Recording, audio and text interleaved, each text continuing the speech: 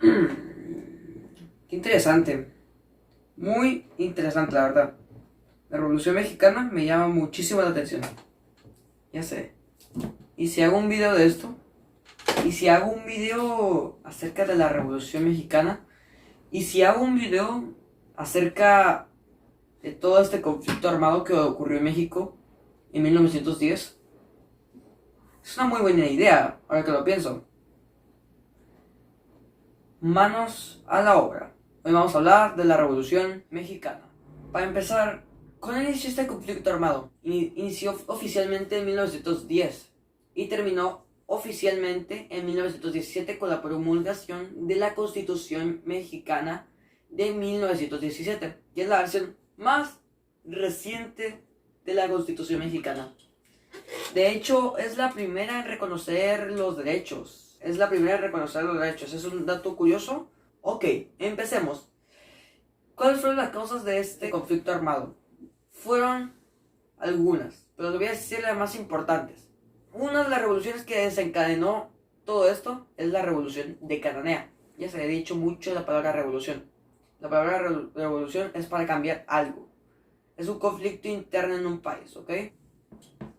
Básicamente, la revolución cananea ocurrió en 1906 y esto fue para mejorar las condiciones laborales, ya que Cananea está ubicada en Sonora, y es un centro minero.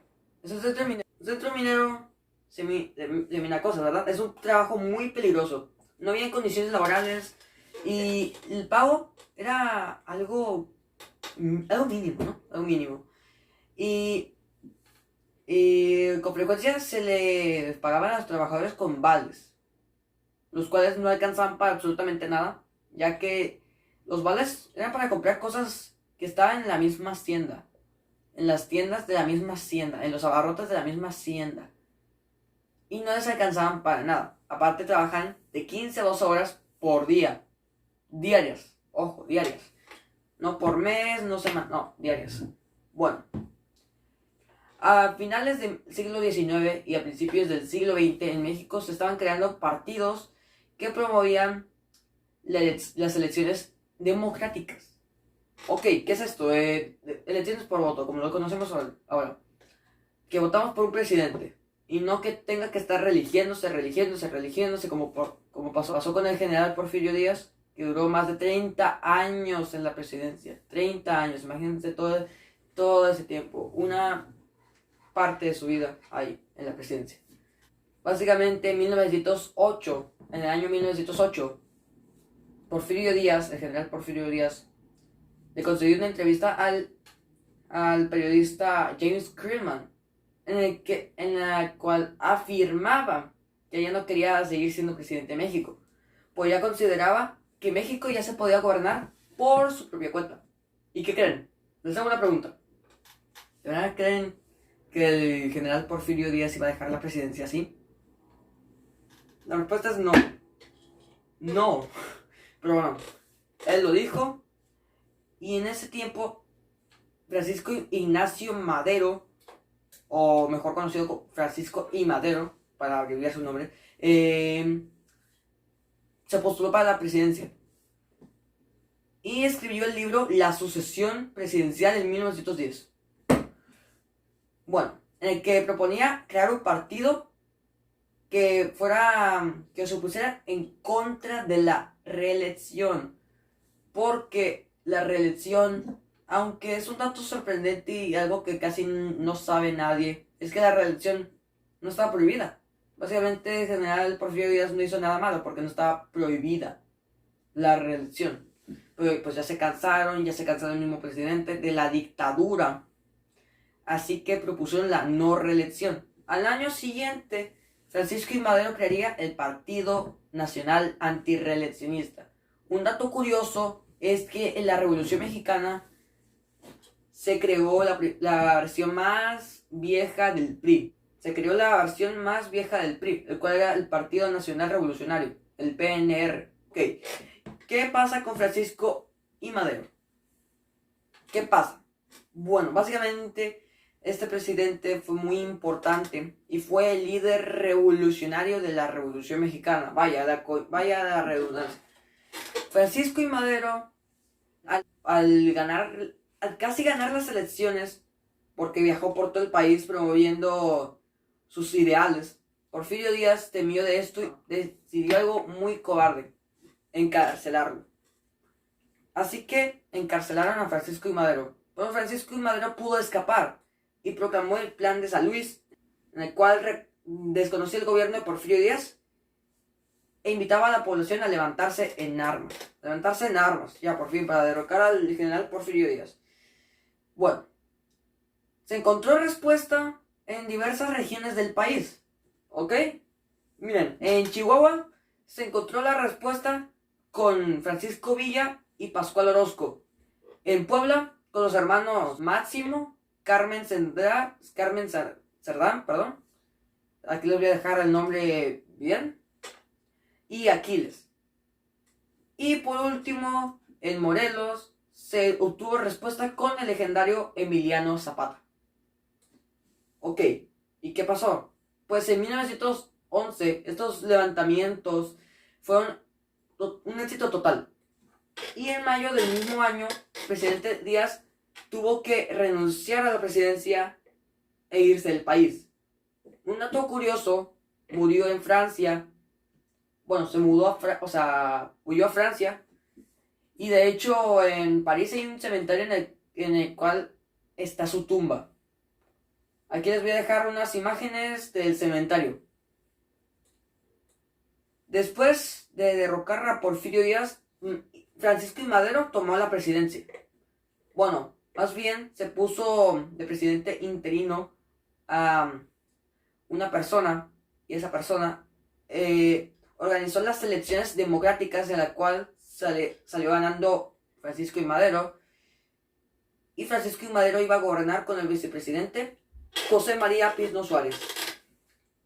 Bueno, al ser presidente Francisco I. Madero, aunque tuvo gran apoyo, poco se pudo hacer y hubo muchos problemas, ya que los partidarios como Francisco Villa y Emiliano Zapata, esperaban una respuesta rápida, porque ellos buscaban los derechos de los campesinos.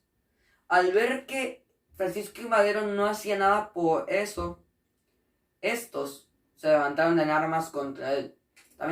También los inversionistas extranjeros no lo veían con buenos ojos.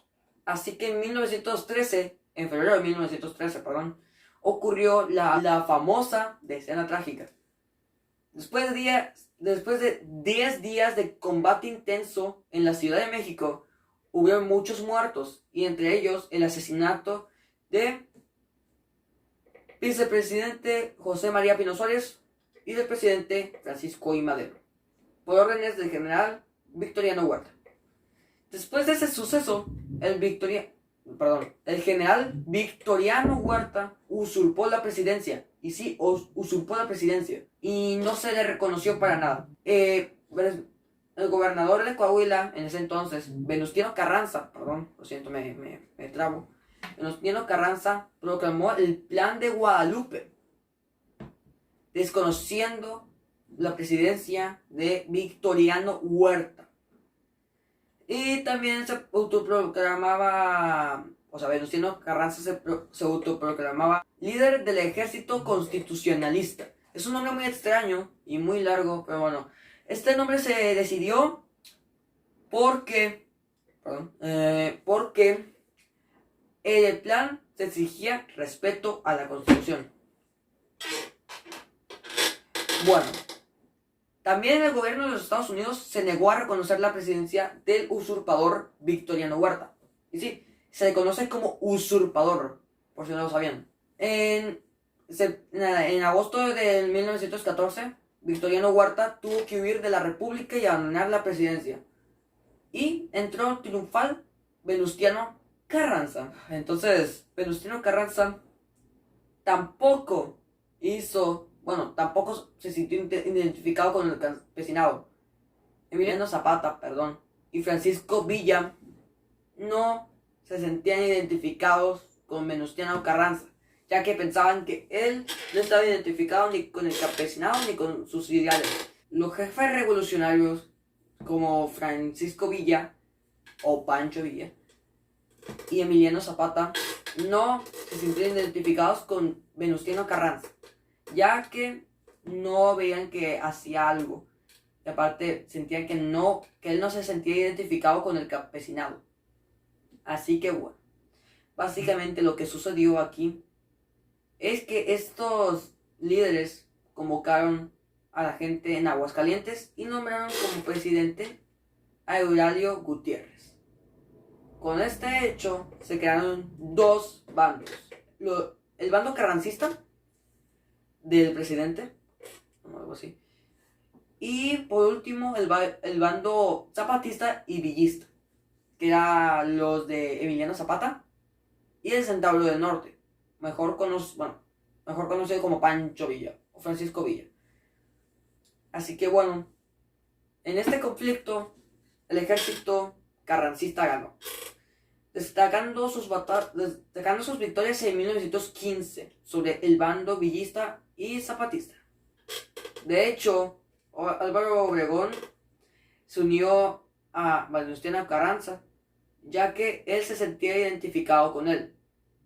Sus ideales eran construir un México próspero y moderno, y se sentía identificado con Venustiano Carranza. Con esto ya ganado, con la guerra con los villistas y zapatistas ya ganada, en septiembre de 1916, Venustiano Carranza convoca al Congreso para promulgar una constitución nueva, ya que la anterior era muy vieja y no habían leyes que protegieran a los trabajadores. Así que se crea la constitución que nosotros ya conocemos como la Constitución de 1917, la versión más reciente de la Constitución.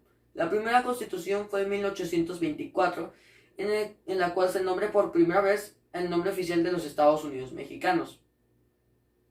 Bueno, ya lo dije, el nombre oficial de México es el de los Estados Unidos mexicanos. Luego está la Constitución de 1857, la liberal, la cual separaba la iglesia del Estado. O sea que las cosas de la iglesia eran de la iglesia y las cosas del Estado nomás le incumbían al Estado. Como bien dice un dicho, lo que es del César, y lo que es de Dios, de Dios. Y con este hecho de la promulgación de la Constitución en 1917, se termina la Revolución Mexicana. Así que bueno, espero que les haya gustado.